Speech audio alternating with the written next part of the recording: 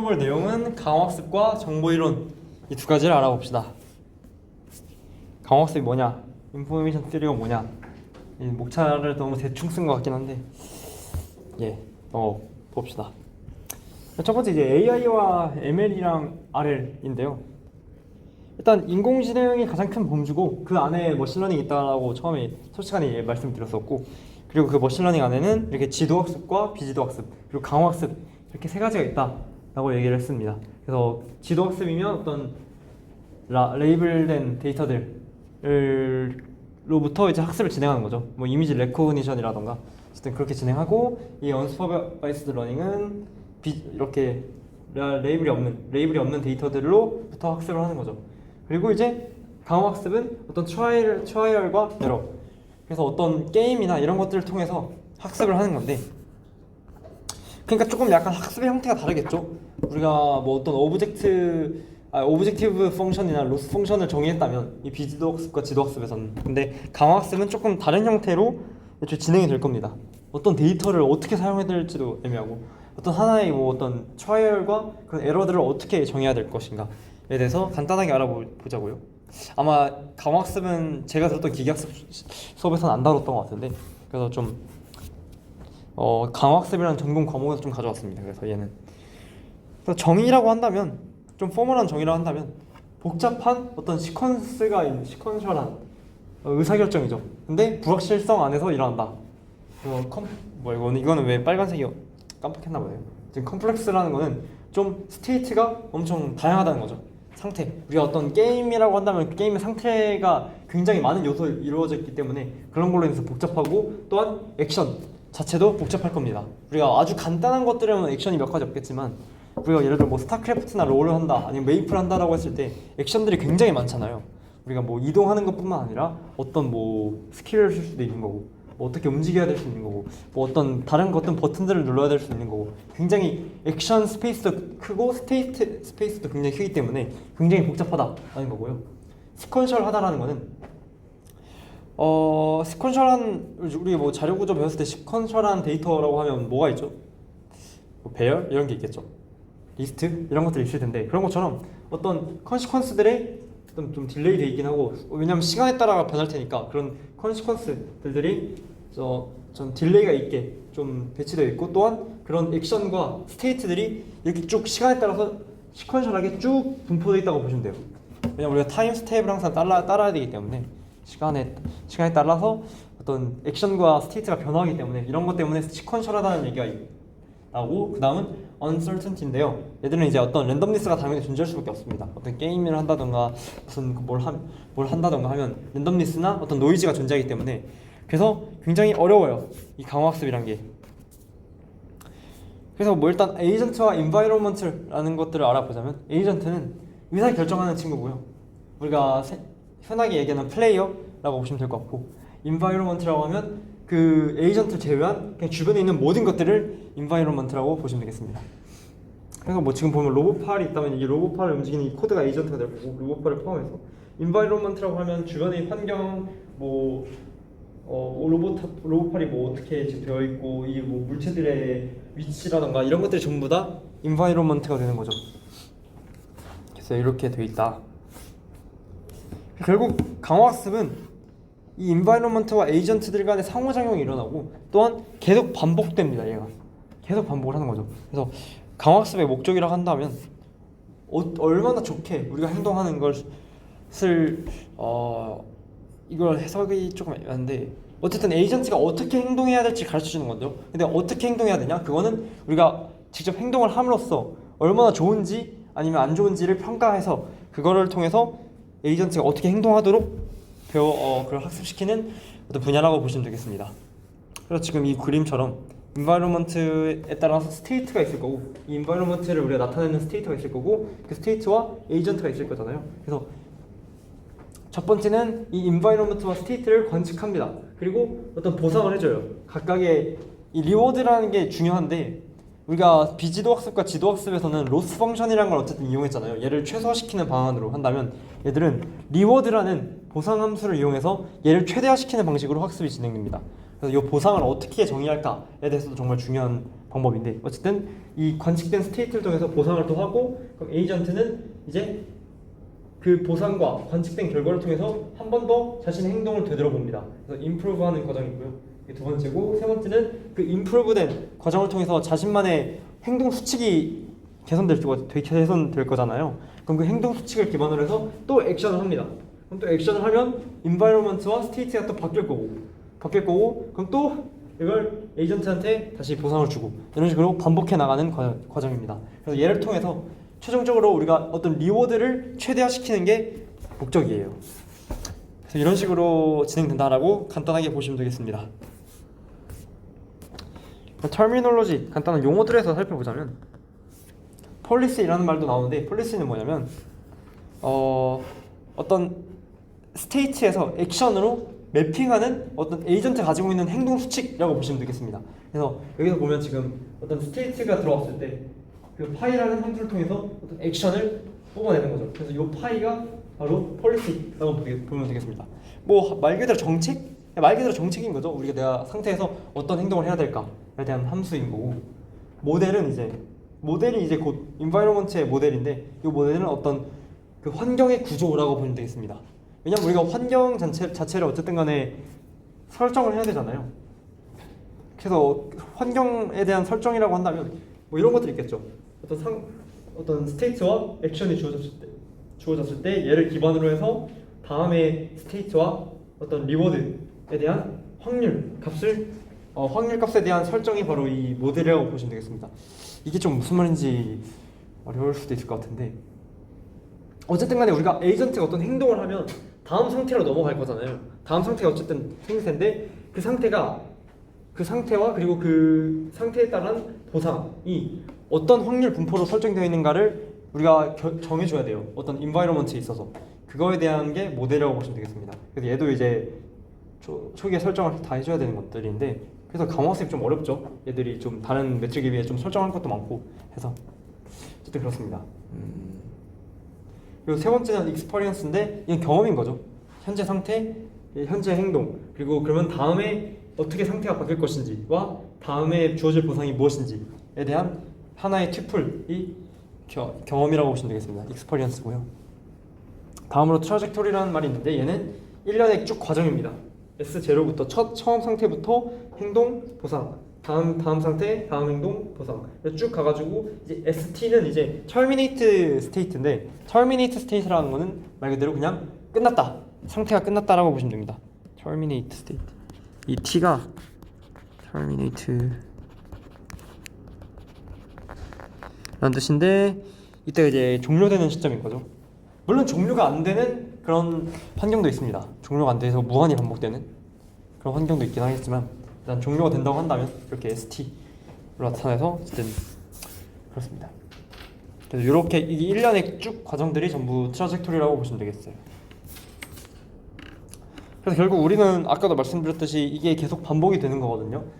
최종적인 리워드성, 보상의 합을 최대화시키는 어떤 액션의 시퀀스라고 하면 액션의 행동들인 거죠. 첫 번째 행동은 뭐고, 두 번째 행동은 뭐고, 세 번째 행동들은 뭐고, 이런 것들에 대한 그걸 찾아내는 게 목적입니다. 그래서 지금 보면 스테이트가 있을 거고, 그걸로 행동을 하고 보상받고, 또 다음 스테이트로 바뀌고, 또 행동하고 보상받고, 결국 이 R 프라임, R2 프라임부터 시작해서 그 모든 리워드의 합이 최대화되도록 하는 어떤 폴리시, 어떤 행동 강령, 어떤 에이전트의 행동 수칙을 학습해 나가는 게 목적입니다. 이런 식으로 반복을 계속 일어나게 되고요. 여기 타임 스텝이 있는 거죠. T 플러스 1, T 플러스 2, 점점점.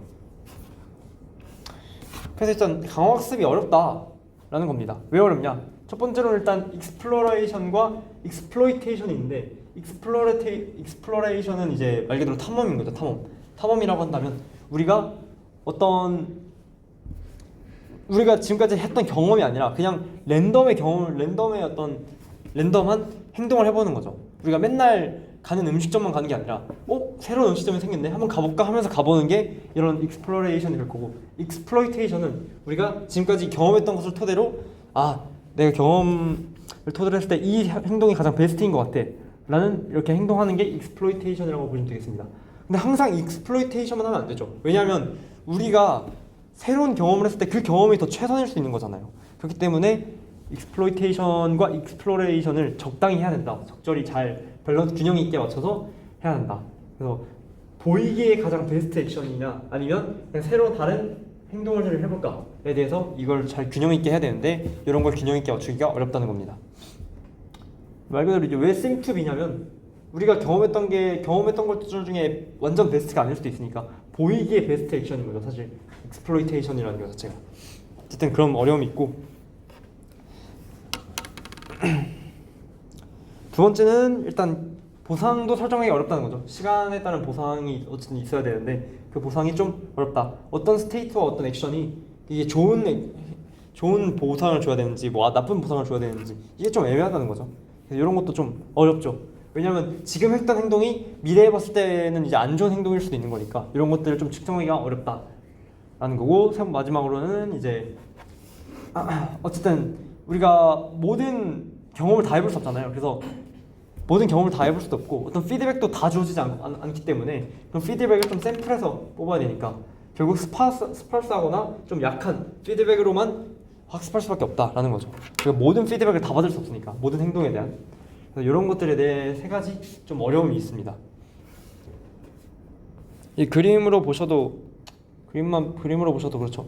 처음에 막 스테이트 0번째 있어. 그래서 A라는 액션을 했더니 보상을 받았구나. 세 번째 스테이트가 됐다 했을 때 A가 보상을 많이 줬으니까 A를 한 번 더 해볼까 했더니 스테이트 세 번째에서는 A라는 행동을 했더니 이제 마이너스 100점을 주는 거죠. 그리고 다시 스테이트 3으로 돌려니까 그럼 A를 하면 안 될 것 같은데 해서 B를 해봤더니 또 마이너스 100이네 이러고 또 세 번째로 다시 돌아가고 이런 것들이 어쨌든 반복돼서 이런 것들이 강화학습이 어렵게 만드는 요인들이죠. 뭐 여기까지 괜찮나요? 강화학습? 그래서 여기서는 이제 어떻게 하면 그 보상을 우리 결국 토탈 리워드 썸을 최대화시키는 게 목적이니까 그걸 어떻게 계산하는지까지만 얘기하고 넘어가도록 하겠습니다. 사실 리워드는 설정하기 나름이라 설정하기 나름이라 그거는 이제 우리가 환경에 맞춰서 잘 설정해 줘야 되는 거라 거기에 대해서는 또 설명을 안 하긴 할 건데 어차피 배우지도 않아요. 그냥 리워드를 최대화시키는 것만 얘기하지 리워드를 어떻게 설정해야 되는 거는 전부 다 그냥 해봐야 되는 것들이야. 아마 김현우 교수님의 인공지능 수업 들었다면 리워드를 보통 직접 설정을 해보는 그런 걸 해봤을 텐데 아니면 패스하도록 하겠습니다. 어쨌든 결국 머신러닝이 아니라 강화학습 문제에서의 목적은 펄리시를 찾는 거죠. 최종 리워드 썸을 최대화시키는. 그래서 이 리워드 썸을 어떻게 얻냐, 이 스테이트 S와 지금 우리가 가지고 있는 폴리시를 기반으로 해서 리워드 썸을 어떻게 얻어내냐. 그래서 그 리워드 썸이 최대화되는 방향으로 우리가 행동을 해야 되잖아요. 그래서 그걸 어떻게 얻어내냐에 대한 얘기를 좀 해봅시다. 태스크에는 종류가 두 가지 있는데 첫 번째는 에피소딕 태스크예요. 이게 뭐냐면 어떤 파이나이트하다는 거죠. 한정돼 있다는 거예요. 어떤 에피소드마다. 그래서 각 에피소드가 있고 그 에피소드가 어떤 에이전트와 인바이러먼트의 상호작용이 언젠가 자연스럽게 끝나는 게 있는 게 바로 에피소드라고 보시면 되겠습니다. 뭐 다른 말로 트라이얼이라고 할 수 있고 이게 보통 우리가 생각하기에 일반적인 게임들인 거죠. 그래서 예를 들어 뭐 체스 게임, 10개의 체스 게임이 있다. 각각의 한 게임은 에피소드가 되는 거죠. 하나의 에피소드가. 그리고 각각의 에피소드는 전부 다 독립적으로 진행되겠죠. 완전 처음부터 다시 시작하고 약간 뭐 롤이라고 보시면 될 것 같고 롤 한 판 한 판이 새롭게 시작되니까. 그리고 그런 보상은 타임 스텝 T를 기준으로 했을 때 그거의 이후에 최종 리워드 썸이라고 보시면 되겠습니다. 뭐 이거 여기가 조금 어려운데 타임 스텝 T에서의 보상은 T 스텝 이후에 최종 모든 보상의 합이라고 보시면 되는데 이게 어려워요. 왜냐면 약간 우리가 겪어보지도 않은 미래의 일들을 어떻게 보상을 계산하냐라는 건데 이건 사실 익스펙테이션을 통해서 구합니다. 폴리시가 이제 행동 수칙이잖아요. 그래서 우리가 미리 마련해놨던 행동 수칙을 기준으로 해서 이제 얘가 사실 확률이거든요. 행동 수칙이긴 한데 확률이라서 이 확률들을 토대로 이 리워드 썸을 계산합니다. 그냥 나중에 이제 기대값을 취해가지고 계산하는 거죠. 그리고 이 라지 T는 아까도 말했듯이 터미네이션한 타임이다. 터미네이트. 그래서 여기가 T라고 하면 이게 에피소드의 끝이 되는 거죠. 그래서 이런 태스크가 있다. 에피소딕 태스크가 있다. 첫 번째 태스크고요. 두 번째는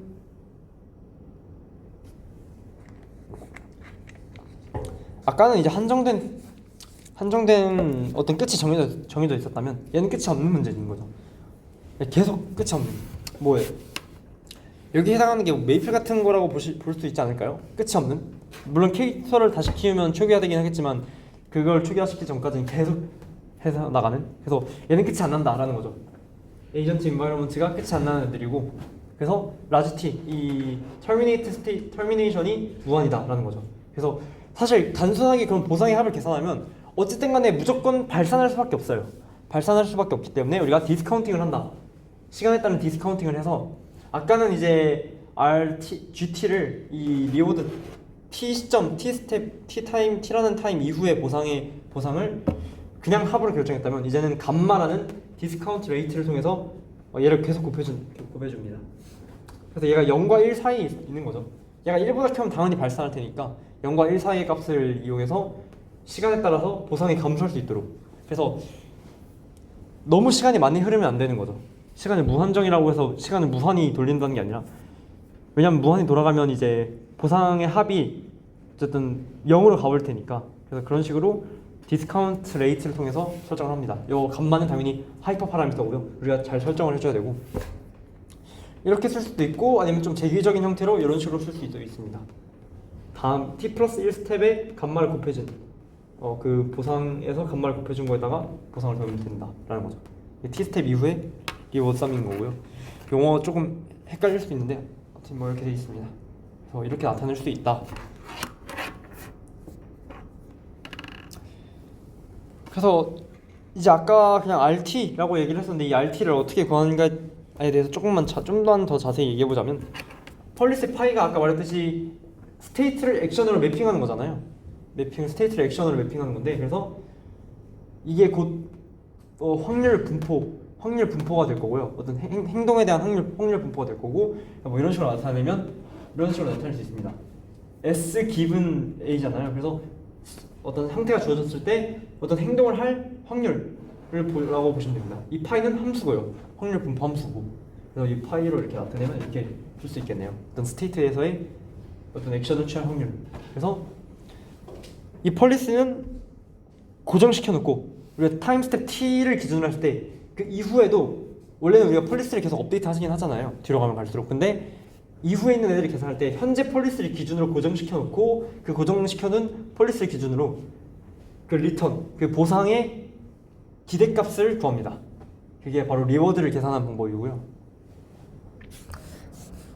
이 그림이 조금 어렵긴 하거든요.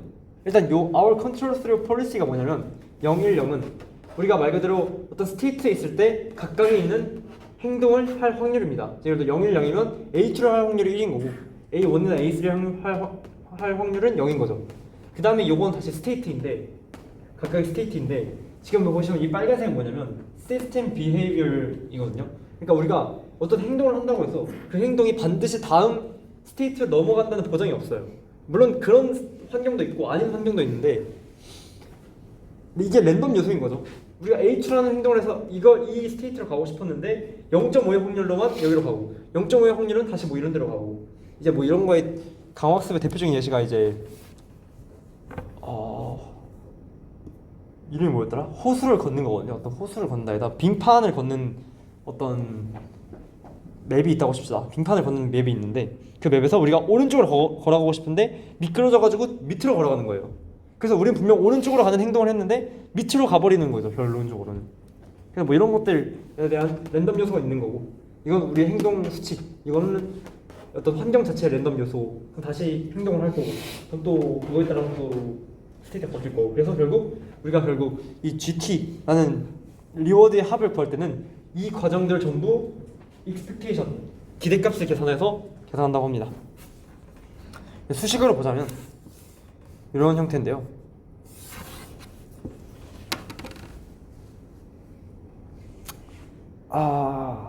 수식으로 보자면 이런 형태고요. 이 스테이트 밸류 펑션부터 보자면 어떤 ST라는 어떤 S라는 이 st는 t 스텝에서의 스테이트고 s는 스테이트를 얘기하는 거죠. 그래서 이 스테이트를 기준으로 했을 때 gt의 평균이다. 이 파이는 펄리시, 우리가 가지고 있는 펄리시를 기준으로 했을 때의 평균이라고 보시면 되겠습니다. 그래서 이렇게 기대값을 통해서 스테이트 밸류 펑션을 만들어내고요. 이 말은 곧 이제 s라는 스테이트에서의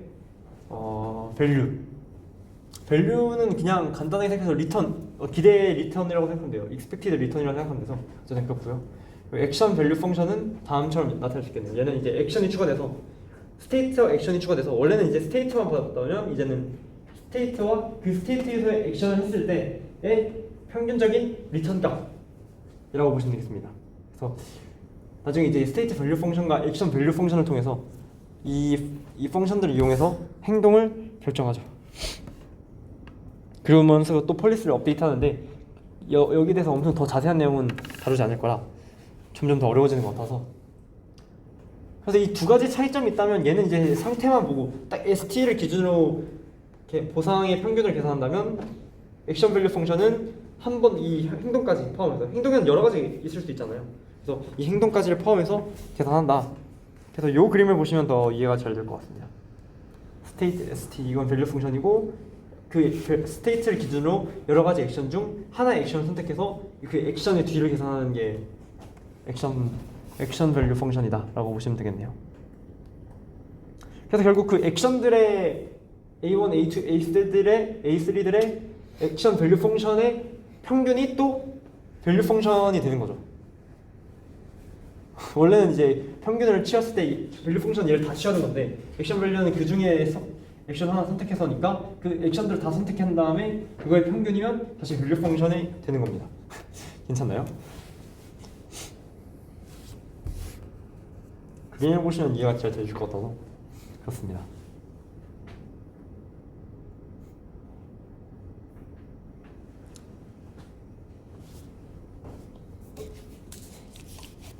괜찮을까요? 그래서 결국 우리가 옵티멀한 펄리시 파이 스타라는 걸 찾아내게 된다면 결국 밸류 펑션과 액션 펑션이 같아질 거다 라는 얘기를 하는데, 이 말 뜻이 직관적으로 이해되시나요?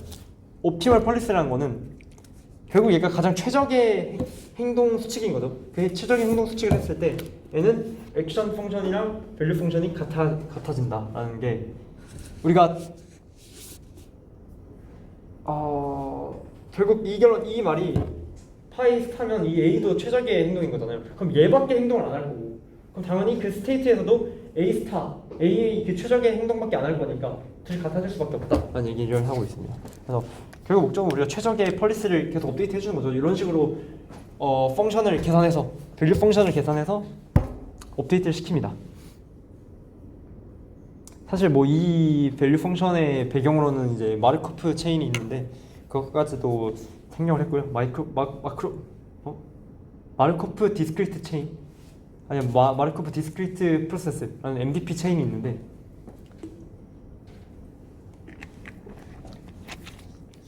거기까지는 이제 4학년 강화학습 전공에서 배우시면 되겠습니다. 어쨌든 뭐 그런 걸 통해서 이런 식으로 밸류들을 계산해서 나중에 업데이트를 합니다. 여기까지가 강화학습 내용이 끝. 괜찮을까요? 질문. 진짜 나 막 여기 수식이 이해가 안 된다라던가 편하게 해주시면 됩니다. 없으면 인포메이션 티어리로 넘어가고요.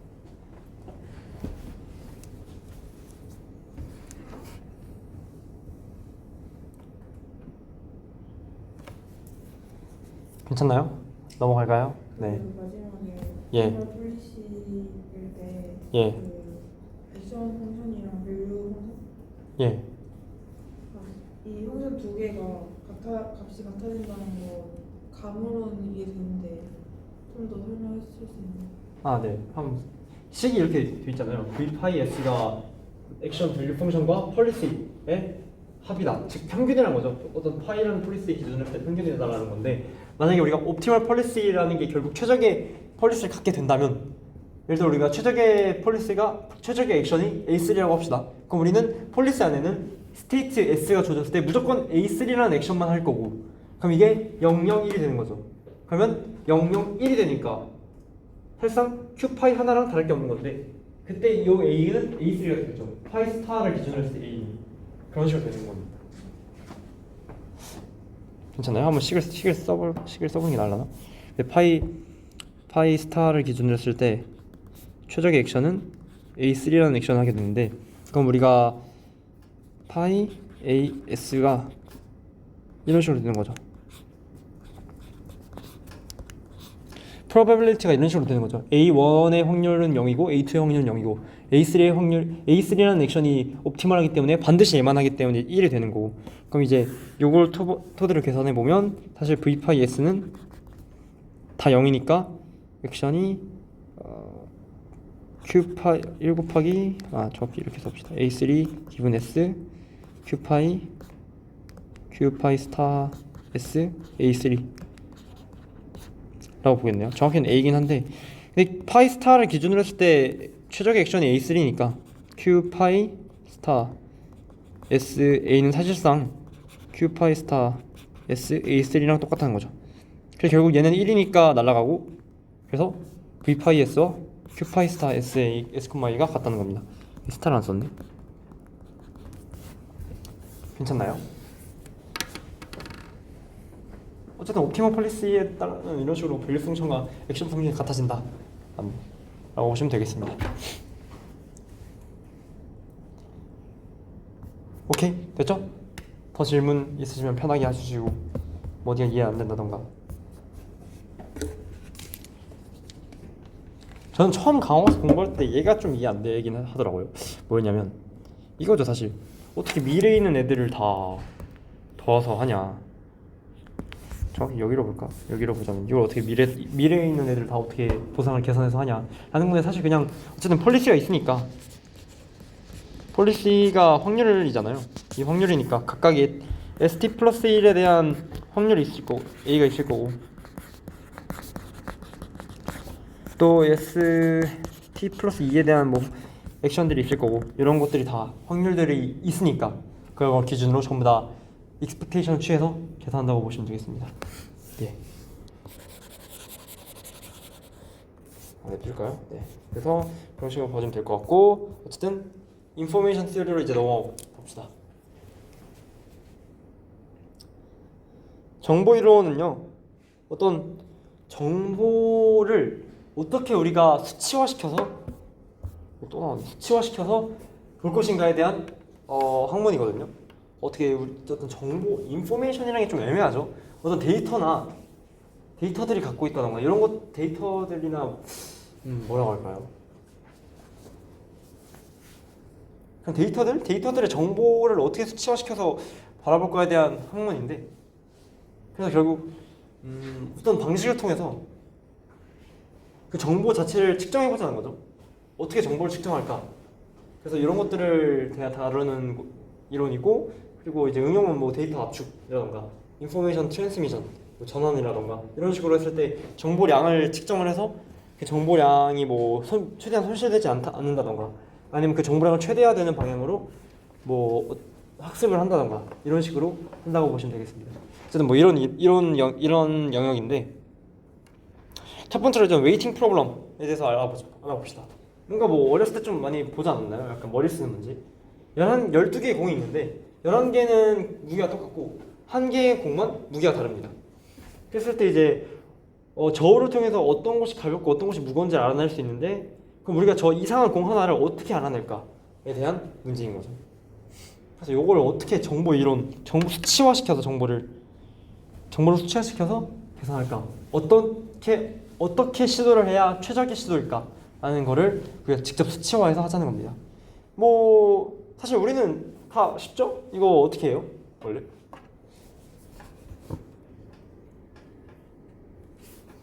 보통 이 문제 어떻게 풀죠?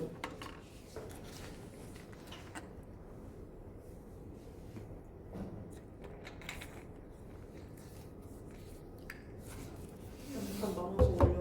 그렇죠. 반쪽에 해가지고 올린 다음에 또 반쪽이고 또 반쪽이고 이런 식으로 하잖아요. 아니 뭐 3분할 해도 되는 거고, 3분할해서 뭐 얘랑 비교한 다음에 무게가 같으면 여기 있을 거고, 무게가 다르면 뭐 한쪽에 있을 거고, 뭐 3분할 또는 2분할을 통해서 어쨌든 보긴 하는데, 뭐 그런 걸 수치화시켜서 좀 이따 보자고요.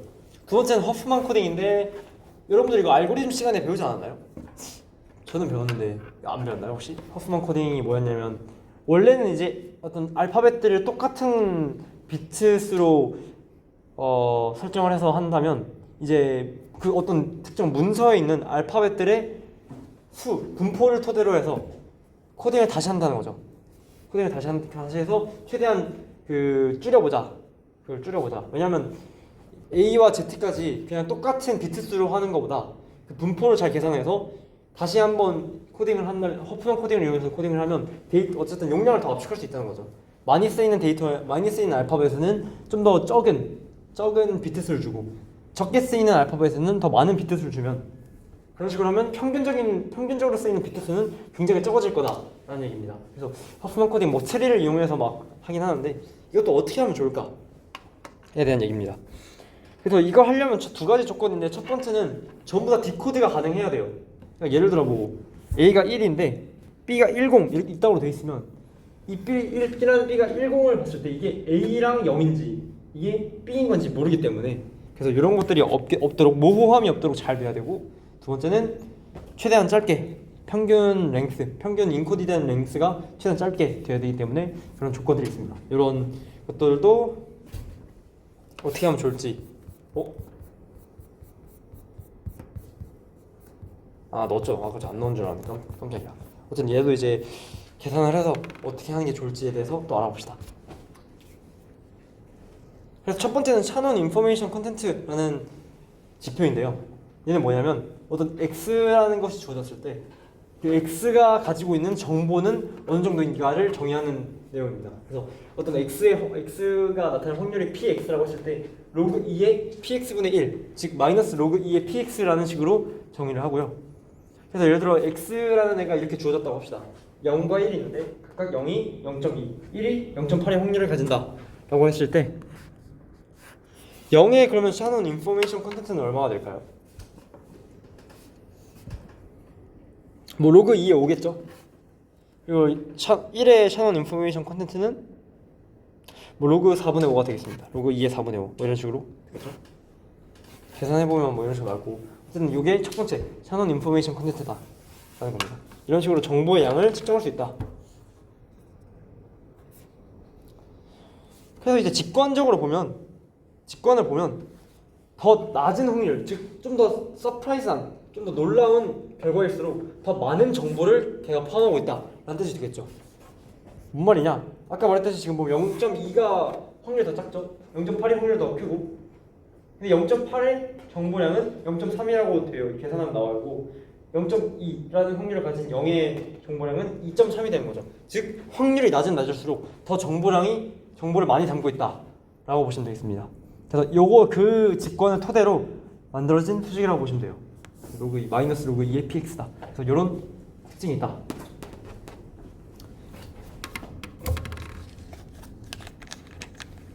물론 그게 노이즈일 수도 있는 거죠. 사실 노이즈일 수도 있긴 한데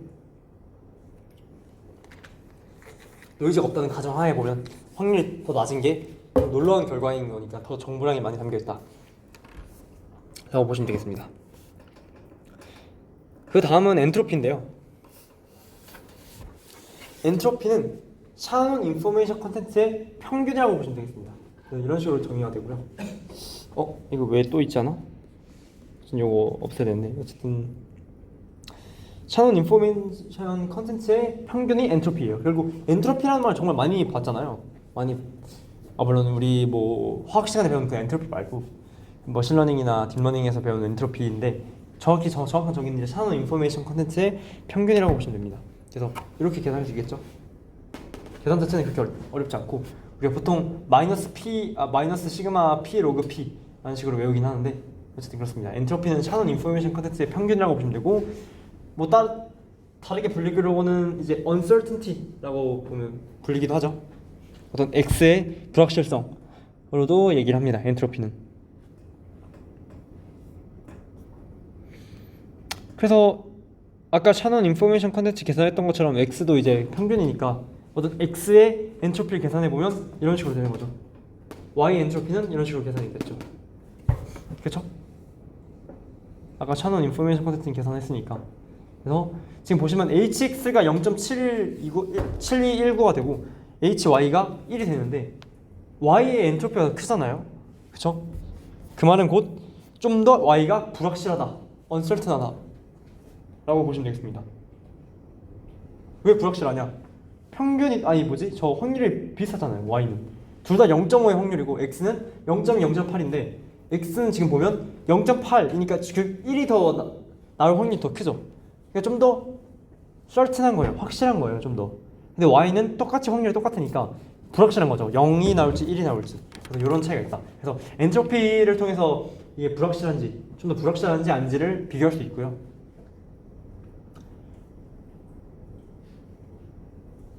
비교할 수 있고 결국 이 x가 예를 들어 p0와 p1 이런 식으로 확률이 되어 있다고 했을 때 어떨 때 가장 엔트로피가 맥시마이즈 되냐라고 물어봤을 때 바로 언제냐?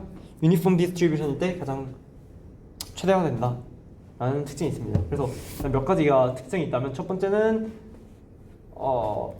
항상 0보다 크거나 같고요. 엔트로피는 항상 0보다 크거나 같고 0이 될 때는 하나의 확률이 전부 다 1일 때 뭐 예를 들어 아까처럼 0, 1일 때는 0이 전부 다 1이고 0이 나올 확률이 1이고 나머지 다른 1이 나올 확률이 0인 어쨌든 어떤 거에 확률이 나오는 게 전부 다 1이면 엔트로피가 0이 되는 거고요. 그럼 불확실성은 없는 거죠.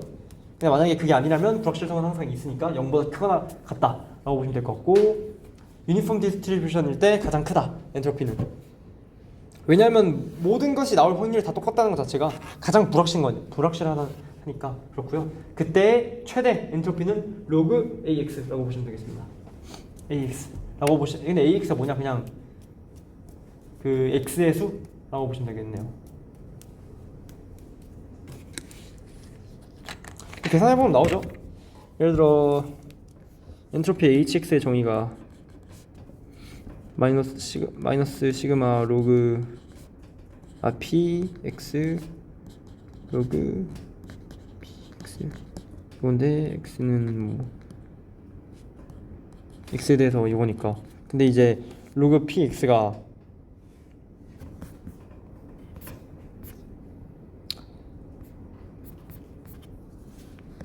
요거죠.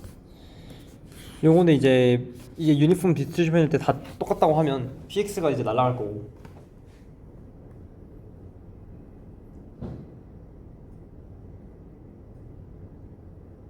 맞나?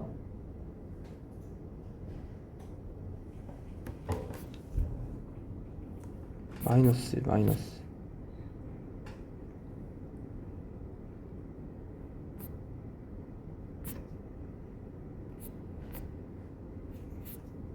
그죠. 맞죠. 이거 계산하면 어쨌든 간에 px 다 유니폼 디스트리뷰션인 거 계산하면 어쨌든 px가 각각의 이게 될 테니까 이거 계산해보면 저렇게 로그 AX가 나오죠. 어쨌든 그렇습니다.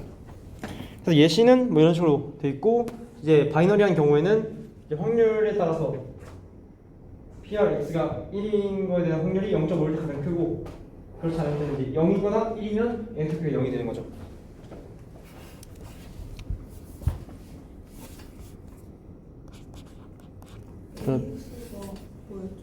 X의 그냥 엘리먼트 수라고 보시면 되겠습니다. 예를 들어 3개 있으면 3인 거고 X, AX 3이라고 보면 시그마 3개 3번 계산하고 3분의 1의 로그에 3분의 3이니까 이거 계산하면 3이죠. 로그 3이죠. 로그 3 이런 거죠.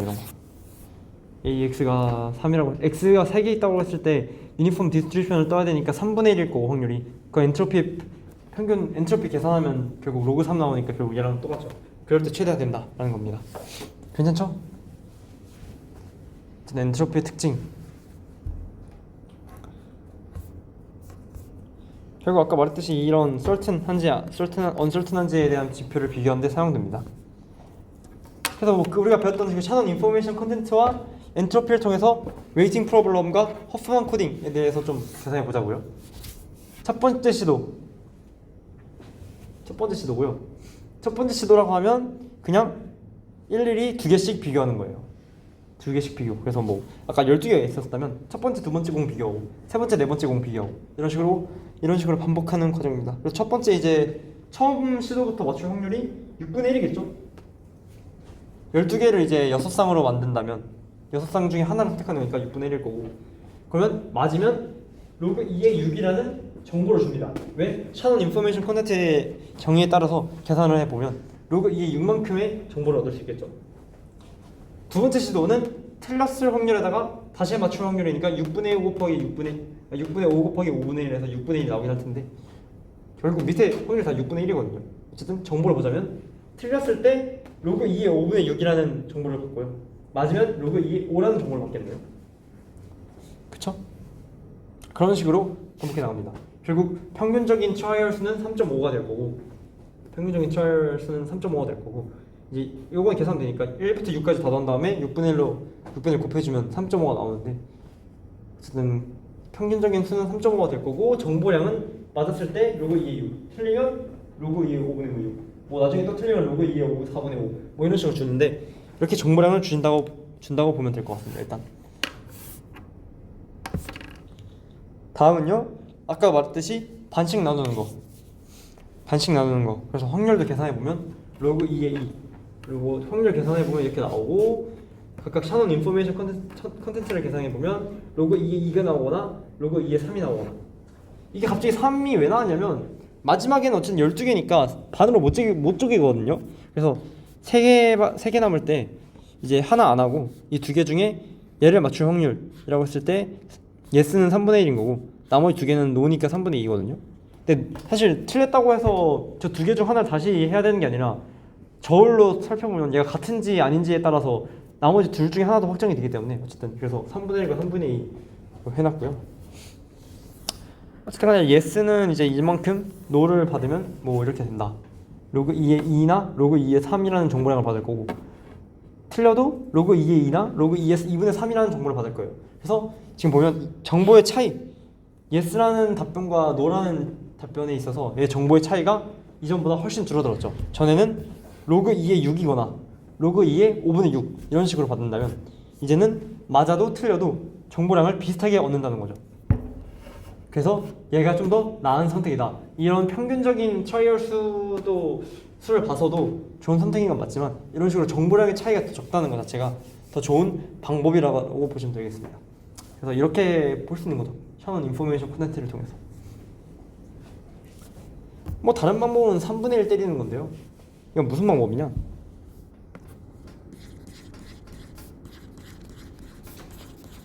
이렇게 처음에 12개 있으니까 이렇게 4개를 나누는 거죠.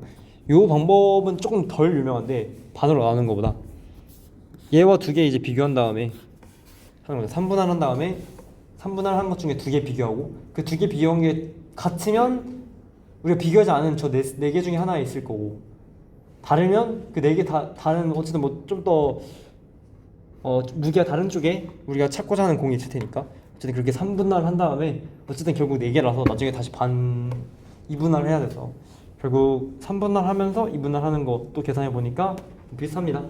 로그 2의 3 맞으면 로그 2의 3과 로그 2의 2를 주고 틀리면 로그 2의 2분의 3과 로그 2의 2를 받기 때문에 얘도 마찬가지로 첫 번째 방법에 비해서는 정보량의 차이가 줄어들었죠, 훨씬. 그래서 이런 방법이 더 좋다라는 얘기입니다. 샤넌 인포메이션 컨텐츠의 관점으로 바라봤을 때 이런 방법이 더 좋다라는 거죠. 괜찮나요? 예.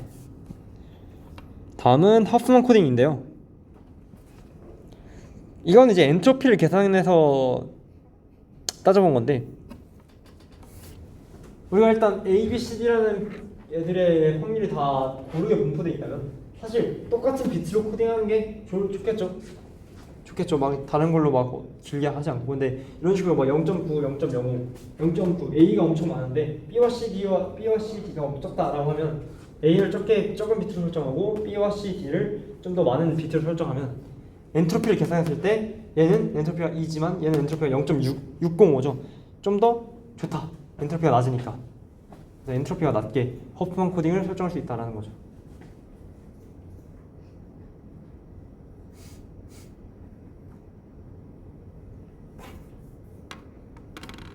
그래서 어쨌든 엔트로피가 더 낮으니까 그 엔트로피가 더 낮은 걸 토대로 해서 이렇게 비트수를 좀 조정하는 게 좋다.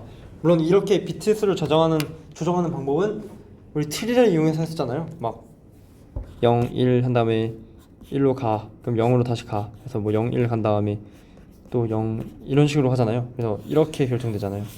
기억나나요? 혹시 알고리즘 시간에 배웠던 거? 안 배웠어요? 허프만 코딩? 알고리즘. 알고리즘 안 들었어. 작업 때 나오긴 했어요. 자료 구조 때 배우나? 자료 구조 때 배우는 것 같기도 하고. 그래서 뭐 이렇게 하면 1이 되는 거고, 다음은 0일이 되는 거고, 다음은 001이 되는 거고, 다음은 0001이 되는 이런 방식이 있습니다. 어쨌든 트리를 이용해서 구할 수 있는데 코딩 자체는 제쳐두고 어쨌든 엔트로피를 비교했을 때 얘가 엔트로피가 더 낮으니까 그걸 이용해서 좀 할 수 있다. 그렇습니다. 어쨌든 다음은 조인트 엔트로피인데 얘는 별거 없어요. 그냥 엔트로피긴 엔트로피인데 조인트 디스트리뷰션의 엔트로피다 라고 보시면 되고요. 정의도 사실 px에서 px, y로 바뀐 것밖에 없습니다. 그 특징이 있다면 시메트릭 둘이 바꿔도 달라진 게 없고요. 왜 그러냐면 당연히 px, y랑 py, x 조인트 프로베빌리티 자체가 안 바뀌니까 당연히 엔트로피도 안 바뀌겠죠. 조인트 엔트로피가 안 바뀔 거고. 그리고 만약에 이게 더해서 같다면 둘이 독립이다 라는 특징이 있습니다. 이 두 가지 특징이 있다는 점. 사실 얘는 뭐 그렇게 많이 안 쓰이고요. 많이 쓰이는 거는 크로스 엔트로피. 얘는 진짜 많이 쓰죠. 얘는 진짜 많이 쓰이는데 왜 많이 쓰이느냐? 두 확률 분포의 차이를 계산하는데 정말 많이 쓰여요. 그래서 우리가 어떤 데이터 분포들의 차이 계산할 때 P와 Q의 데이터 분포 차이를 계산할 때 쓰는데 이런 식으로 합니다. 샤넌 인포메이션 콘텐츠 Q의 샤넌 인포메이션 콘텐츠에다가 확률은 또 P를 이용해서 평균을 내주는 거죠. 그래서 이런 식으로 크로스 엔트로피를 계산하는데 특징이 있다면 시메트릭하지 않고요. P와 Q를 바꾸면 당연히 크로스 엔트로피 값도 바뀌고요. 넌 네거티브합니다. 무조건 0보다 크거나 같고, 그리고 HP는 엔트로피죠. P의 엔트로피보다 크로스 엔트로피가 더 크거나 같습니다. 크거나 같고요. 만약에 같으려면 Q와 P가 같을 때 HP로 미니마이즈 된다, 최소화된다라는 얘기입니다. 이런 특징이 있다. 어쩔 때 쓰이냐? P와 Q의 분포의 차이를 계산할 때 나타낸다. 우리가 그래 나중에 가면 막 슈퍼바이스드 러닝 할 때 어쨌든 간에 레이블에 최대한 맞게 가야 되잖아요. 그래서 이거 언제 쓰이냐면 predicted 레이블과 ground truth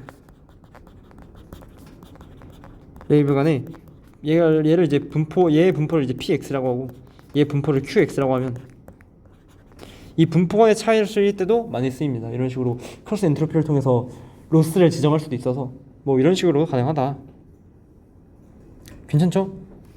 그래서 뭐 예시를 들어보자면 뭐 이런 거죠. x의 분포는 2분의 1, 2분의 1로 되어 있고 q의 분포는 4분의 1, 4분의 3이 되어 있으니 이거 계산하면 크로스 엔트로피가 이렇게 나온다. 지금 보면 둘이 바뀌었는데 값이 다르죠? 그래서 어쨌든 둘은 이제 P와 Q가 바뀌면 값도 바뀐다라는 거에 주의하셔야 합니다. 그래서 이런 특징이 있다. 마지막으로 살펴볼 거는 KL 다이버전스인데요. 얘도 정말 많이 쓰이는데 크로스 엔트로피랑 비슷하다고 보시면 돼요. 비슷하다고 보시면 되고 또 차이점은 얘가 달라졌죠. 로그 안에 있는 분자에 얘가 있는데 얘도 마찬가지로 P와 Q의 두 분포의 차이를 계산할 때 쓰입니다. 그래서 마찬가지로 논 시메트릭하고요. P와 Q가 바뀌면 안 되고 논 네거티브합니다. 마찬가지로 P와 Q가 같을 때 미니마이즈 돼요. 왜냐하면 두 분포의 차이를 계산하려고 만든 매트릭인데 같으면 당연히 최소화 되겠죠. 크면 클수록 차이가 크다는 거고. 그리고 그때 값은 0이 되겠죠. 왜? 얘네들이 같으면 1이 되니까 로그 1은 0이니까. 그 예시를 살펴보면 뭐 그렇고요. 아까 크로스 엔트로피랑은 좀 값이 결과가 다르죠. 조금. 어쨌든 그렇다. 얘도 두 분포의 차이를 계산하기 위한 매트릭이다. 그래서 두 가지 차이가 뭐냐? 크로스 엔트로피와 KL 다이버전스 차이가 뭐냐? 사실 차이는 잘 모르겠는데 그냥 약간 관례적으로 크로스 엔트로피는 슈퍼바이스드 러닝에 많이 쓰여요. 얘는 슈퍼바이스드 러닝에 많이 쓰이고 KL 다이버전스는 언슈퍼바이스드 러닝에 많이 씁니다. 그냥 관례적으로 그렇게 설정했을 때 결과가 더 잘 나온대요. 학습이 더 잘 된다고 해서 그렇고요. 어쨌든 결국 둘 다 차이를 이용하는 거고, 보통 이제 앞에 있는 P를 그라운드 트루스, 우리가 비교하고 싶은 애고 Q를 predicted로 씁니다. 그럼 제가 반대로 썼네요. 얘가 Q고요, 얘가 P. 어쨌든 그라운드 트루스를 P로 하고 Q를 우리가 비교하고 싶은 predict, P를 target이라고 하는 거죠. 마찬가지로 K열 다이버전스도 똑같습니다. P를 그라운드 트루스로 하고 Q를 우리가 계산하고 하는 predicted distribution입니다. 이 Q라는 게 이제 곧 모델이 학습해서 나온 결과인 거죠. 예측값이니까. 그래서 이런 식으로 설정을 합니다. 이런 차이가 있다 정도로 보시면 되겠습니다. 그래서 퀘스천 페이지 안 만들었네요. 일단 여기까지가 오늘 내용입니다. 강화학습과 정보이론 내용이고요. 질문 있으면 편하게 해주시면 되겠습니다.